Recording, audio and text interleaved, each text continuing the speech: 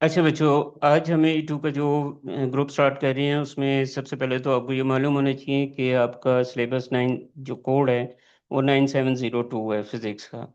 और इसका जो E2 में आपने दो पेपर्स में अपियर होना है। पेपर 4 ये थोड़ा सा थ्योरी क्वेश्चंस हैं, स्ट्रक्चर क्वेश्चंस इसमें होती हैं, लॉन्ग क्वेश्चंस हैं, प्लस न्यूमेरिकल टाइप क्वेश्चंस इसमें आएंगे।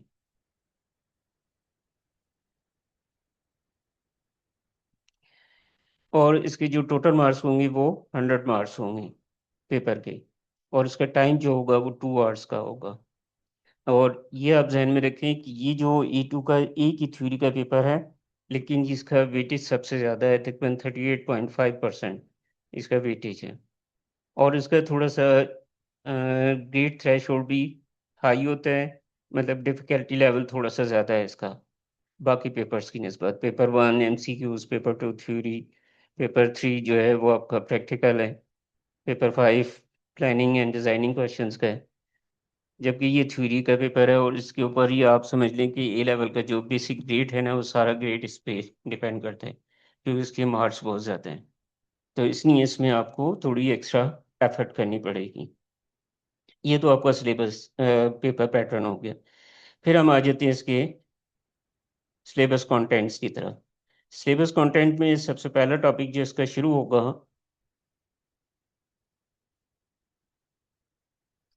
सिलेबस कंटेंट्स में पहला टॉपिक हमारा आ रहे हैं सर्कुलर मोशन का। मुर्तज़ा आपने ज्वाइन कर लिया बेटा? Hello Murtaza, can you hear me?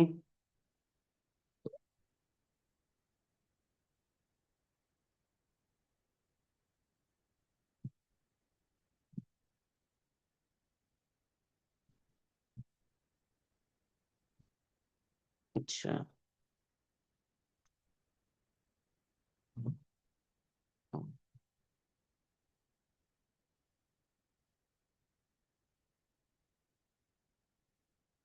जी बेटा, मैं दोबारा इसको शेयर कर दूँ?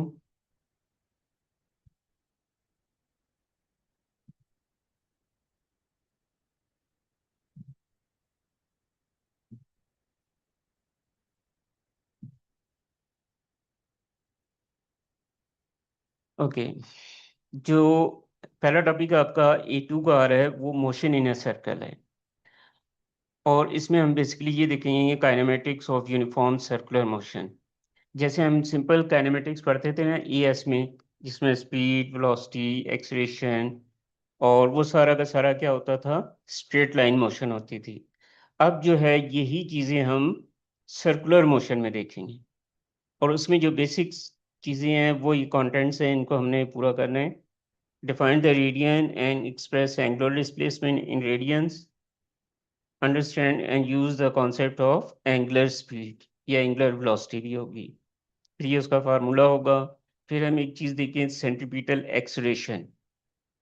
और सेंट्रीपिटल एक्सीलरेशन फिर सेंट्रीपिटल फोर्स है, ये फार्मूलाज वगैरह सारे हम इसमें टाइप करेंगे। तो ये 12.1 और 2 जो है ना ये आपका कंटेंट्स हैं इस टॉपिक के लिए।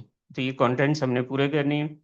और इसका तरीक़ाकार ये होगा कि पहले मैं आपको एक्सप्लेन करूँगा, एक्सप्लेन करने के बाद फिर ये इसको अपने बुक से एक दफ़ा रीड करना है, फिर हम इसके टॉपिकल्स करेंगे। अब मैं पहले इसके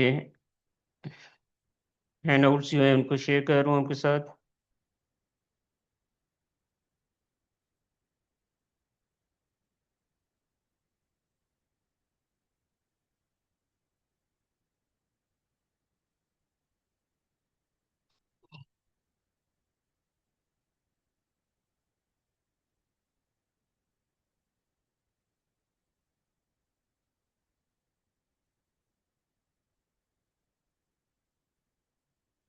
जी बच्चे, ये मुझे बताएं, स्क्रीन नज़र आ रही है आपको सबको?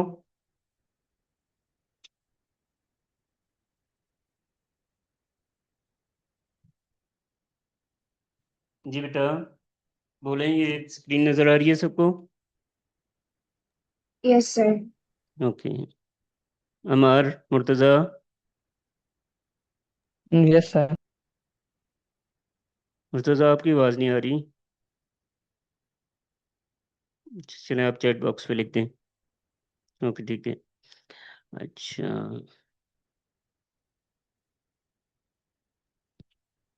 अच्छा बच्चे, इसमें देखिए सबसे पहले चीज जो है आपको अंडरस्टैंड करनी है वो है circular motion. Circular motion basically होती क्या चीज है कि देखिए मैं ड्रॉ कर लूँ। Let's suppose the body is moving in a circle in a specific direction with center O. This is the body M. अब इसके पास दो तरह की मोशन होगी, एक तो लीनियर मोशन आ रही है, दूसरा इसका सर्कुलर मोशन आ रही है। तो जब भी सर्कुलर मोशन होगी तो हम एक वर्ड यूज कर लेंगे, एंगुलर। तो angular is not new thing, इसका मतलब ये हो गया कि now body is moving at certain angles और इन अ सर्कुलर मोशन। अब जब ये बॉडी मूव कर रही है तो इसके ऊपर एक फोर्स लगेगी विच keep the body towards centre. फर्ज करें पहले बॉडी यहाँ पे थी, फिर थोड़ी देर के बाद बॉडी यहाँ पे आ गई, इसकी वेलोसिटी की डायरेक्शन ये हो जाएगी। फिर बॉडी यहाँ पे आ गई, इसकी वेलोसिटी की डायरेक्शन ये हो जाएगी। फिर बॉडी यहाँ पे आ गई, इसकी वेलोसिटी की डायरेक्शन भी आ जाएगी। ये जो डायरेक्शन है ये लीनियर वेलोसिटी की है, और साथ ही इसके ऊपर एक फोर्स लग रही है जो कि बार बार इसको सर्कल में मूव करवाती है। So the force which keep the body in circular motion is called centripetal force. इसको हम आगे भी डिटेल में पढ़ेंगे। तो पहले आप एक डेफिनेशन लिख लें, सर्कुलर मोशन या मोशन इन अ सर्कल। इसकी डेफिनेशन लिखिए अपने साथ। Motion of a body in circular path about a fixed point. Motion of a body in a circular path about a fixed point is called circular motion. अच्छा, इसके बाद हम देखते हैं सेकंड डेफिनेशन, एंगुलर डिस्प्लेसमेंट। एक हमने पहले simple displacement पढ़ा था काइनेमेटिक्स में, वो क्या था? The distance covered in a specific direction. लेकिन अब क्योंकि बॉडी सर्कल में मूव कर रही है तो इसका मतलब है जो बॉडी सर्कुलर मोशन में जो डिस्टेंस कवर करेगी उस डिस्टेंस को हम कहेंगे एंगुलर डिस्प्लेसमेंट। और इसको हम इस तरह से डिफाइन करेंगे। फर्ज करें आपके पास ये सेंटर ओ है, ये रेडियस है, बॉडी पहले यहाँ थी, फिर थोड़ी देर के बाद बॉडी यहाँ पे आ गई कर्व शेप में, ये भी रेडियस बन जाएगा। ये जो कर्व पाथ होगा इसको कहेंगे एस, आर्क लेंथ। इसको बोलेंगे हम S, arc length. R is the radius, और इस आर्क लेंथ की वजह से जो एंगल बन रहा है सेंटर पे, that angle is actually named as angular displacement. तो ये डेफिनेशन आप साथ लिख लें। The angle made by an arc with radii r is called angular displacement. और इसका जो फार्मूला होगा वो ये होगा, S is equal to R into theta. इसको आप ऐसे लिख सकते हैं, S is equal to R into theta. इसमें S जो है आर्क लेंथ है, आर रेडियस है, और theta is the angular displacement. जी बेटा मुझे बताएं, ये समझ आ गया पॉइंट?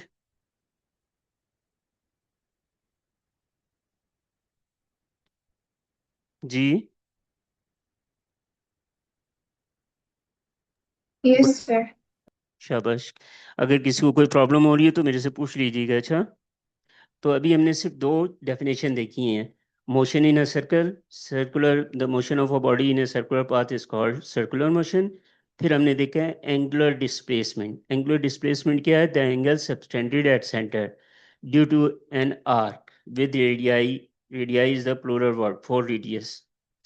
आर इधर भी, आर इधर भी है, तो S is equal to R theta, where s is the arc length, r is the radius, and theta is the angle. Angular displacement कहते हैं इसको। ये इसके नीचे एक्सप्लेनेशन लिखी है। अब एक और डेफिनेशन आएगी हमारे पास, रेडियन। रेडियन क्या चीज़ है, इसको जरा हम पहले समझते हैं।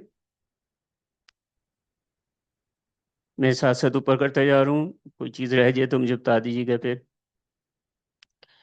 रेडियन पहले कॉन्सेप्ट समझ लिया इसका। उसमें क्या लिखा है, one radian is the angle subtended at the centre of the circle by an arc of length equal to the radius of the circle. इसका क्या मतलब है? इसका मतलब ये है कि जो सेंटर पे एंगल बन रहा है वो रेडियन होगा, वन रेडियन के बराबर होगा। इसको वन रेड भी कहते हैं, RAD, रेड। वन रेडियन जो है, this is equal when arc length equal to radius. Let's suppose radius आपका है 2 सेंटीमीटर। तो ये जो ए से बी की तरफ पॉइंट आ रहा है, जब एस की वैल्यू भी 2 सेंटीमीटर हो जाएगी, then this amount of angle, this is called 1 radian. मैं दोबारा रिपीट कर रहा हूं, radian is the defined as the angle subtended at the center of the circle by an arc of length equal to the radius of the circle. So this amount of angle when the arc length equal to radius is called center of radian, और 1 rad भी कह देंगे इसको। जी बेटा, ये definition clear हो गई। ये डायग्राम भी बना यस लें सर। और इसको लिख भी लें जल्दी से।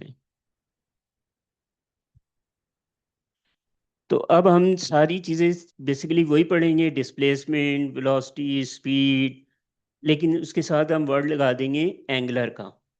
क्यों? क्योंकि अब बॉडी सर्कुलर मोशन में है।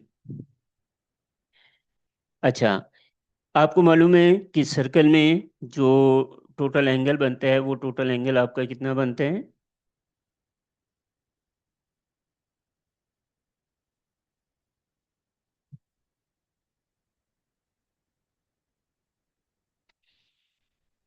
टोटल एंगल तकरीबन 360 का आता है।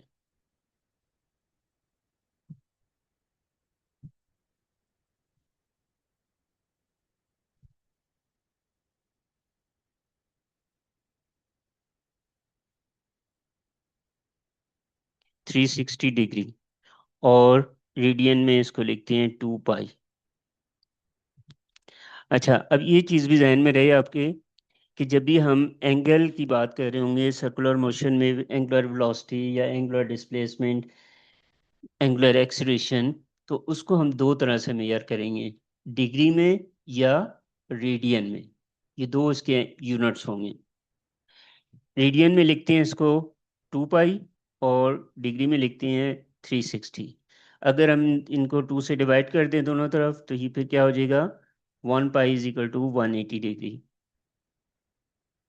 तो वन, ये फार्मूला भी आप जरा जहन में रखें कि pi is always equal to, वैसे तो उसकी वैल्यू आप पढ़ते हैं ना, 22/7, 3.18, 182। लेकिन यहाँ जब एंगल की बात करेंगे तो pi is equal to 180 degree. ये आपने याद रखना है, क्योंकि आगे हम रेडियन को डिग्री में भी कन्वर्ट करेंगे और डिग्री को रेडियन में, रिवर्स करेंगे इस पे काम।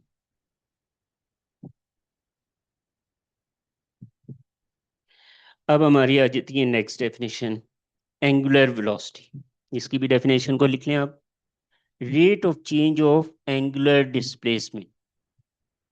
Rate of change of angular displacement,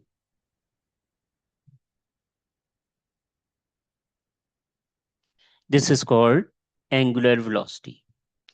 अब जैसे हम वेलोसिटी के फार्मूला सिंपल यूज करते थे, वो क्या होता था, v is equal to d/t या s/t, डिस्टेंस ओवर टाइम। लेकिन यहाँ पे हमारे पास, क्योंकि डिस्टेंस जो है वो एंगुलर डिस्प्लेसमेंट है थीटा, और टाइम टू ही है, तो अब इसको हम सिंपल रिप्रेजेंट कर देंगे v की जगह दिस सिंबल से, ओमेगा।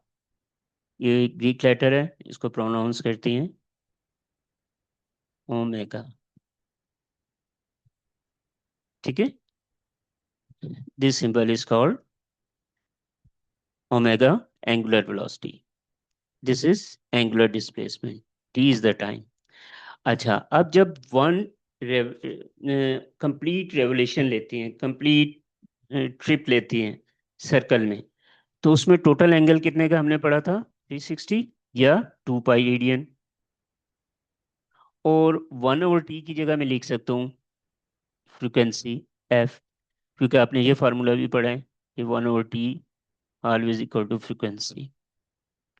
तो अब एंगुलर वेलोसिटी के ये दो फार्मूलाज आ गए आपके पास। Omega is equal to θ/t और 2 पाई एफ। ये मुझे बता दें, ये दोनों फार्मूला समझ आ गए आपको? Yes, sir. Good.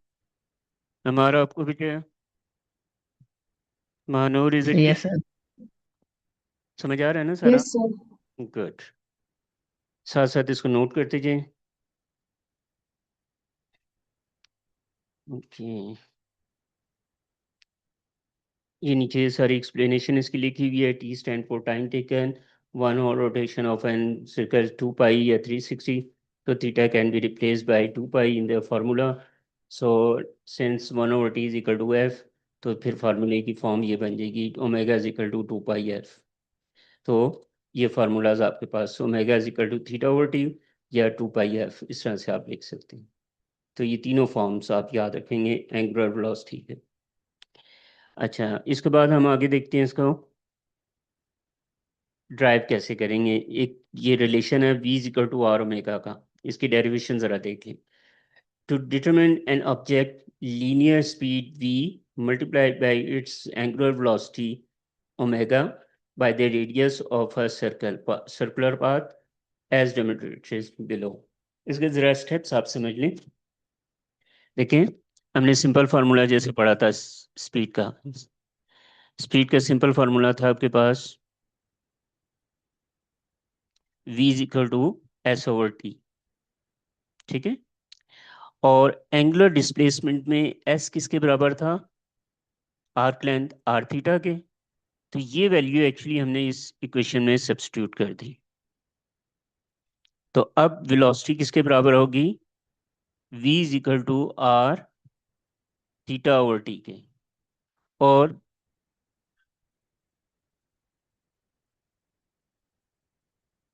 θ/t हमने क्या पढ़ा था अभी फार्मूले में? Angular velocity θ/t। तो ये फार्मूला हमारे पास ये बन जाएगा v is equal to R omega. ये मुझे बच्चे बता दो, ये स्टेप समझ आ गए हैं या इनको मैं दोबारा से रीराइट करूं? सर, ये आपने R कॉमन क्यों लिया? आर बच्चे ये आपका इस फार्मूले में था ना, ये इस एस की जगह।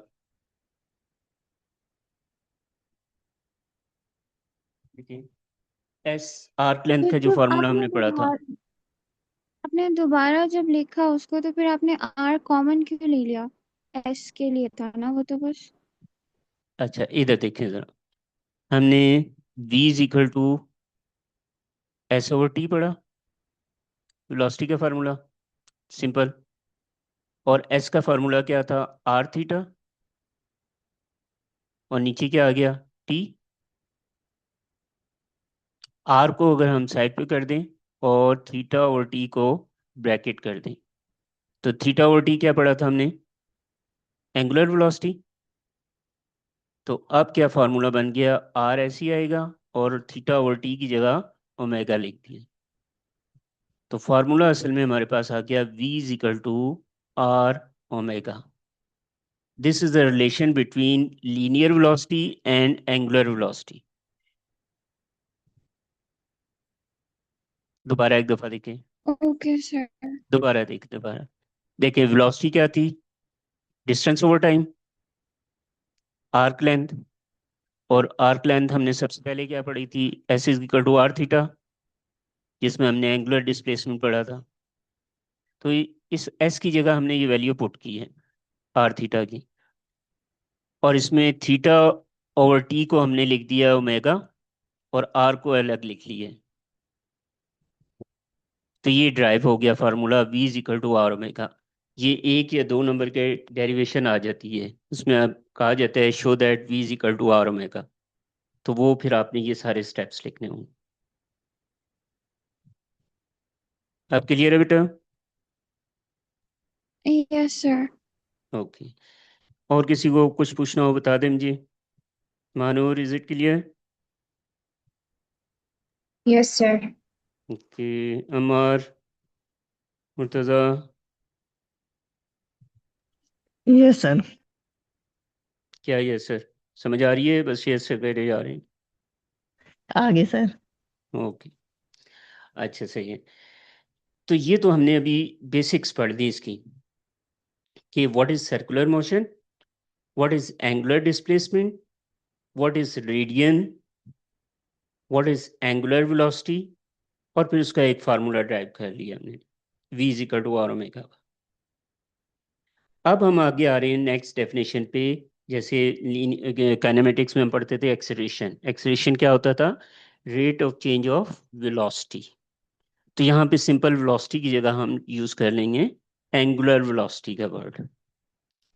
तो इसकी डेफिनेशन पहले आप लिख लें ताकि आपको कॉन्सेप्ट क्लियर हो जाए। एंगुलर एक्सेलरेशन,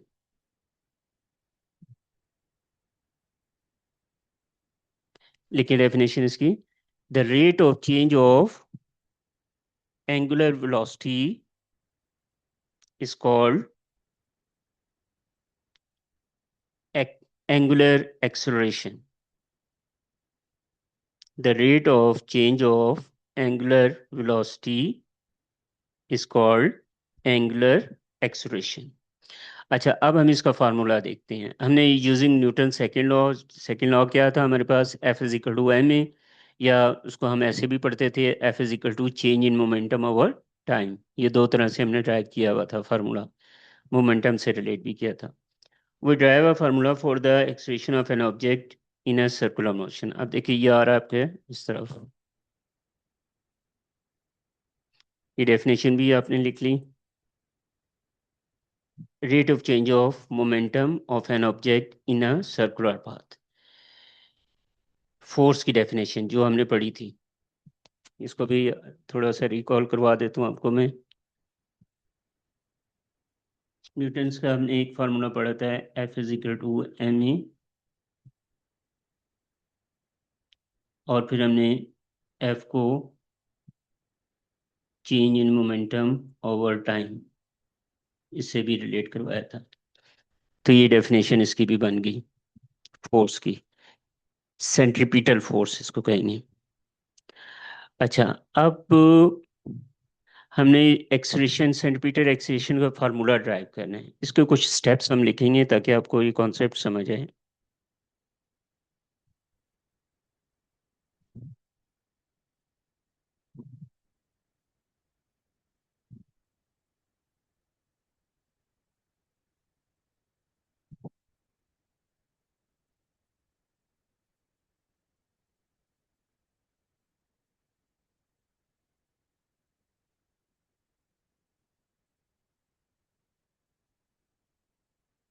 आप में से मुझे कोई बताएगा सेंट्रीपिटल फोर्स क्या होती है?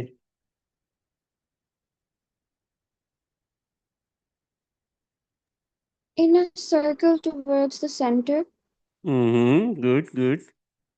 प्रॉपर डेफिनेशन बताएं मुझे जरा। ये देखिए आपके सामने लिखी हुई है। Resultant force acting on an object moving in a circle always directed toward the center of the circular path or circle perpendicular to the velocity of the object। मतलब वो फोर्स जो बॉडी को सर्कल में रखती है, उस force को हम कहते हैं सेंट्रीपिटल फोर्स। ये देखें जरा, मैं इसके लिए डायग्राम बनाती हूँ ताकि आपको कॉन्सेप्ट समझ आ जाए। जैसे हमने शुरू में बात करी थी कि बॉडी अगर सर्कल में मूव कर रही है इस तरह से,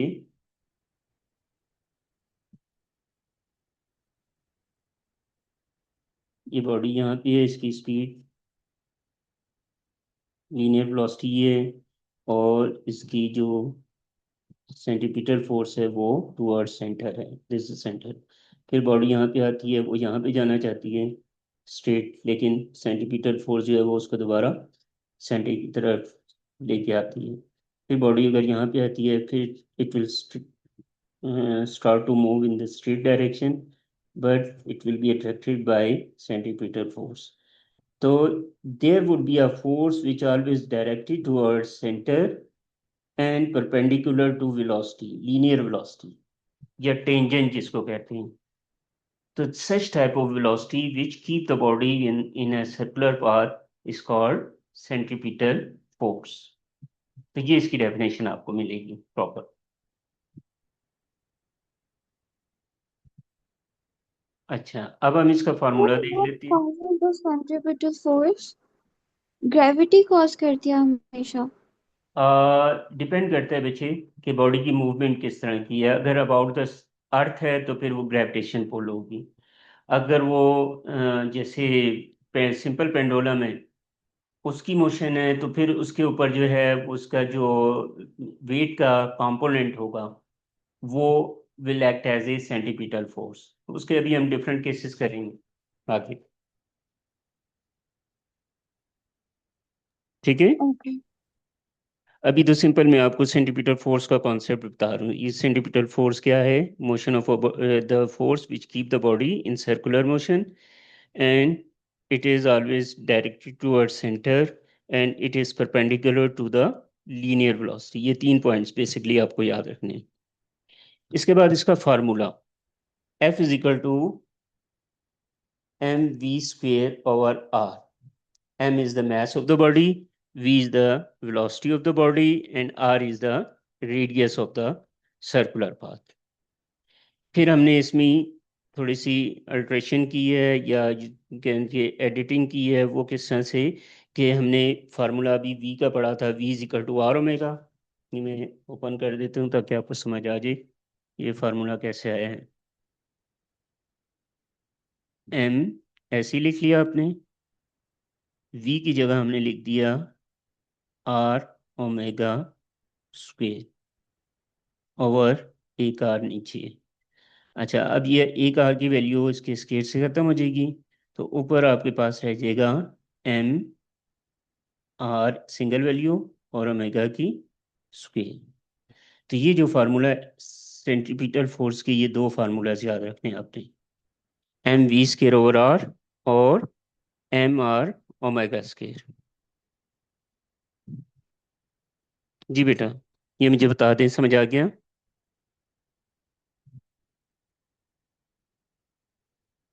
यस सर। ओके। थोड़ा जल्दी जल्दी बोले करें, क्या बात है, आवाज़ बहुत कम आती है आप लोगों की। खाना नहीं खाया हुआ आप लोगों ने भी? हम्म। कहाँ चले गए सारे? Manoor, are you there?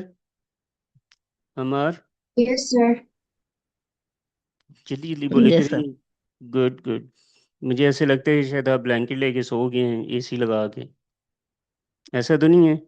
Sir की आवाज़ तेज़ कर दी आपने ताकि मामा पापा को पता कि लगे कि जी आप क्लास ले रहे हैं। हमारा ऐसे ही कर रहे हो? नहीं सर। अच्छा, चलो अच्छी बात है। तो बेटा जहाँ पे समझना है ना मेरे से पूछ लेना आपने चीज़ें। ठीक है।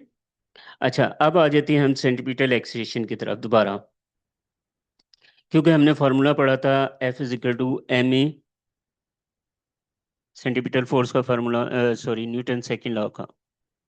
F is equal to M A, और एक फार्मूला हमने इसमें से ड्राइव कर लिया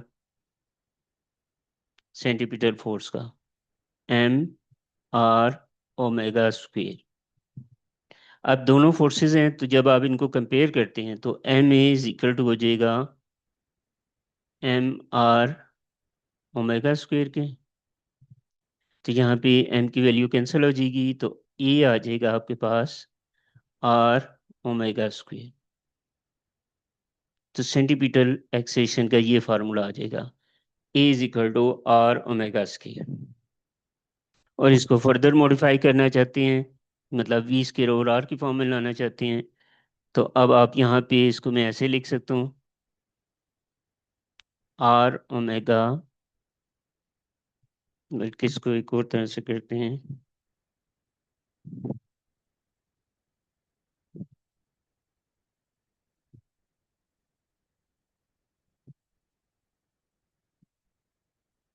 जी। एक फार्मूला हमने F is equal to M A का यूज़ किया, और सेंटीपीटल फोर्स का एक तो फार्मूला ये आ गया। एक हमने शुरू में पढ़ा था F is equal to M V square over R की। तो अगर हम इसको और इस फोर्सेस को कंपेयर करें तो फिर हमारे पास इक्वेशन क्या बनेगी, M A is equal to M V square over R. तो अब यहाँ से एम कैंसिल हो जाएगा, तो एक्सेशन का ये फार्मूला आ जाएगा, A is equal to V square over R. तो ये एक्सेशन के दो फार्मूलाज आ जाएंगे, सेंट्रीपिटल एक्सेशन।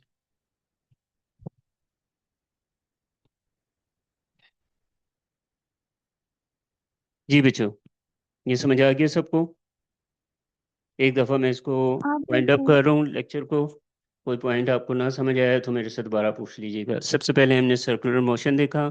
सर्कुलर मोशन क्या थी, motion of a body in a circular path.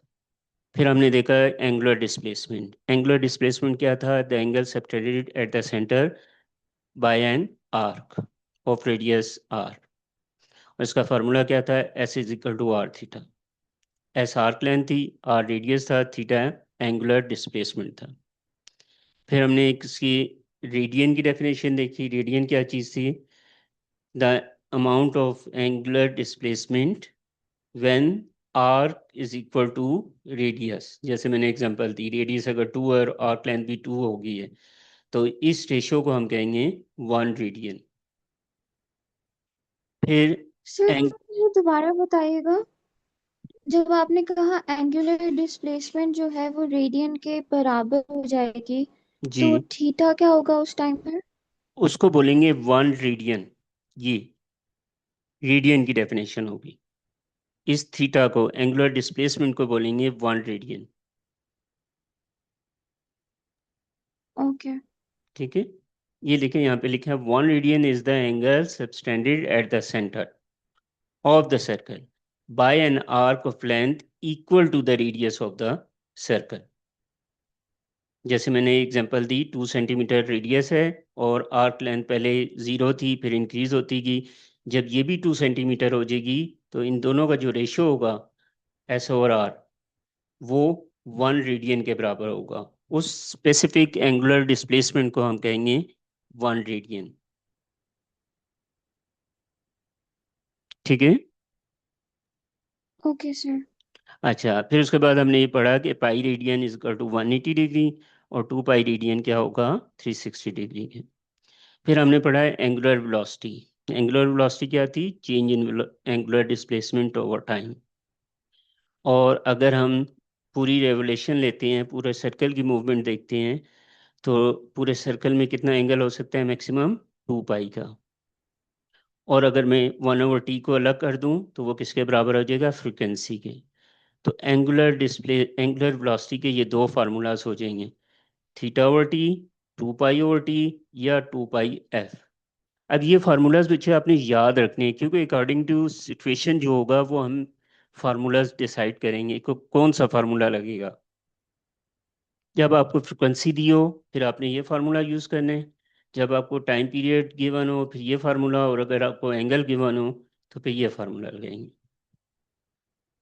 ठीक है।